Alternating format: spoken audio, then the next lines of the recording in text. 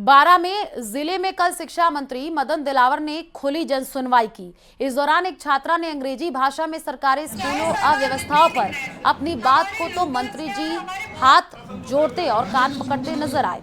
बारां नगर परिषद सभागार में जन सुनवाई। छात्रा दामिनी हाड़ा भी शिक्षा मंत्री के सामने सरकारी स्कूलों की समस्या लेकर के पहुंची। दामिनी हाड़ा ने मंत्री जी के सामने अपनी बात अंग्रेजी भाषा में रखी तो मंत्री मदन दिलावर से कोई जवाब नहीं देते बना। शिक्षा मंत्री दिलावर छात्रा से कहा कि आप हिंदी में बोलिए। छात्रा फिर अंग्रेजी में ही अपनी बात रखी तो मंत्री ने छात्रा के सामने हाथ जोड़े और कान पकड़कर हिंदी भाषा में बात करने का आग्रह किया। जब मैं अंग्रेजी में कर रही थी तो मंत्री जी का यही था कि आप हिंदी में करिए अपने जो प्रश्न है। हालांकि वो बात ठीक है, पर जैसा हम सोचते हैं एक विद्यार्थी होते हुए कि शिक्षा मंत्री हैं, हम हर भाषा में जो भी क्योंकि आजकल जितना हिंदी बढ़ता जा रहा है, हिंदी का उपयोग, वही इंग्लिश का उपयोग भी उतना ही इम्पोर्टेंट होता जा रहा है। वहीं नेता टीकाराम जूली ने बारां में जन सुनवाई के दौरान एक छात्रा के सामने अंग्रेजी भाषा को लेकर शिक्षा मंत्री मदन दिलावर के कान पकड़ने और हाथ जोड़ने की घटना पर तंज कसा है।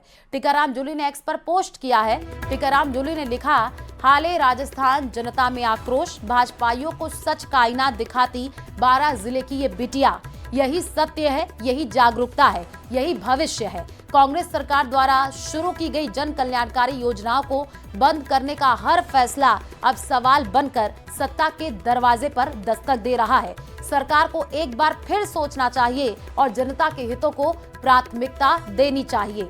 बंद की गई सभी योजनाओं को सुचारू रूप से फिर से शुरू करना चाहिए। ये तो शुरुआत है। प्रदेश की जनता जाग चुकी है, अब वो चुप नहीं बैठेगी।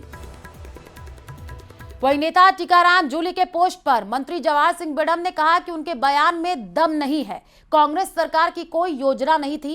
कांग्रेस कार्यकाल में खाओ पियो अभियान चला रहा था। टीकाराम जूली आलाकमान को खुश करने के लिए ऐसा पोस्ट कर रहे हैं। जूली का एक बयान सोशल मीडिया पर देखा है। अब उनके बयान में कोई दम है तो है नहीं। वो कह रहे हैं कि कांग्रेस की योजनाओं को बंद कर रहे हैं। आपकी योजना थी क्या? आपका तो खाओ पियो अभियान चल रहा था। आप जूली जी थोड़ा सा तुलनात्मक अध्ययन करिए। और आप जब अकेले में मिलते हो तो कहते हो मुख्यमंत्री जी से बढ़िया कोई नहीं है, भारतीय जनता पार्टी अच्छा काम कर रही है। कांग्रेस के उच्च स्तर के नेताओं के दबाव में आप इस तरह के उलझुल बयान देना बंद करें।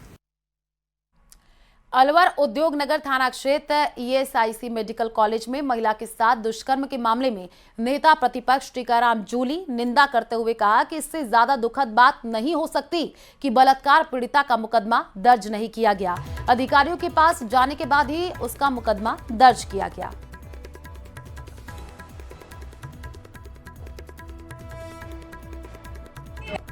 भारतीय जनता पार्टी के राज के अंदर बलात्कार जैसे जो मामले हैं उनको भी दबाया जाता है, उनकी एफआईआर लॉन्च नहीं की जाती है।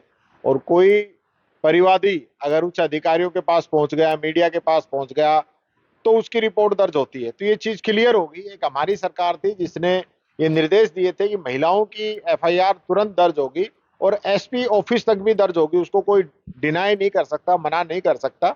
लेकिन जो लोग नहीं सहेगा राजस्थान की बात करते थे, रेप और बलात्कार की घटनाओं पे बहुत बड़े बड़े बयान देते थे, आज वो लोग सारे कहीं छुप गए हैं।